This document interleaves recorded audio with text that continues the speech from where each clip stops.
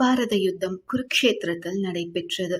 யுத்தம் ஆரம்பம் செய்வதற்கு முன்பே கிருஷ்ணனும் அர்ஜுனனும் அந்த இடத்திற்கு போய் எல்லா விஷயத்தையும் சரிபார்த்து கொண்டிருந்தாங்க. பெரிய பெரிய யானைகளை வைத்து சில மரங்களை எல்லாம் அப்புறப்படுத்தி கொண்டு இருந்தாங்க.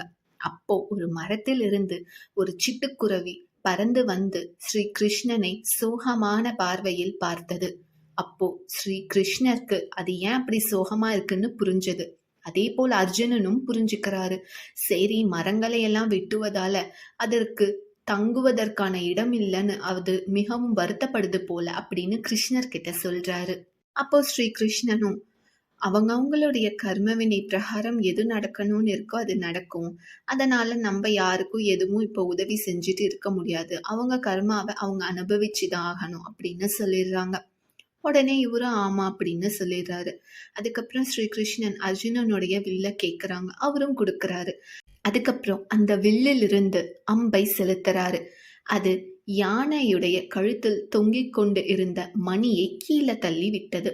உடனே இதை பார்த்ததும் அர்ஜுனன் சிரிச்சுக்கிட்டே சொல்றாரு, யானைய குறி வைக்கணும்னு சொல்லியிருந்தா நானே வச்சிருப்பேன். நீங்க பாருங்க, குறி வைத்து அம்பு மணியை தான் தட்டி விட்டது அப்படின்னு சொல்றாங்க. உடனே கிருஷ்ணனும் அதற்கு எந்த பதிலும் சொல்லாம விட்டுறாரு. அதுக்கப்புறம் யுத்தம்லாம் நடந்து பாண்டவர்களுக்கெல்லாம் வெற்றி கிடைச்சு அதுக்கப்புறம் மறுபடியும் இந்த குருக்ஷேத்திர யுத்த பூமியில் எல்லாமே சரி செஞ்சு பழைய நிலைமைக்கு எல்லாமே சீர்பார்த்து கொண்டு இருக்கிறாங்க. அப்போ முன்பு கிருஷ்ணர் விட்ட அந்த அம்பால கீழே விழுந்த அந்த மணியும் இருக்கு. அர்ஜுனன் அதை எடுக்கிறாரு. எடுத்து பார்த்தா மிகவும் ஆச்சரியமான விஷயம் என்ன அப்படின்னா, அந்த சிட்டுக்குருவி அதனுடைய முட்டைகள் இப்படி எல்லாமே அந்த மணிக்குள்ள பத்திரமாக இருந்தது. மகா யுத்தம் நடந்தும் அதற்கு எந்த ஒரு ஆபத்தும் சேதாரமும் இல்லாம இருந்தது.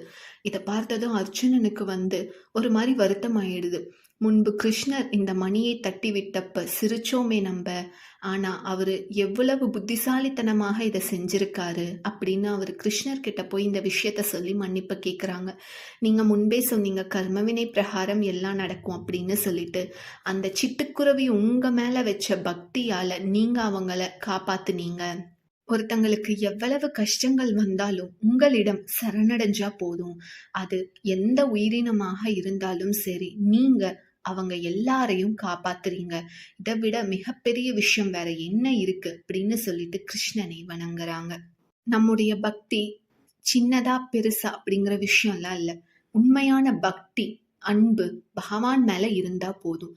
அவரே எல்லா விஷயத்தையும் பார்த்துப்பாரு. நன்றி, வணக்கம்.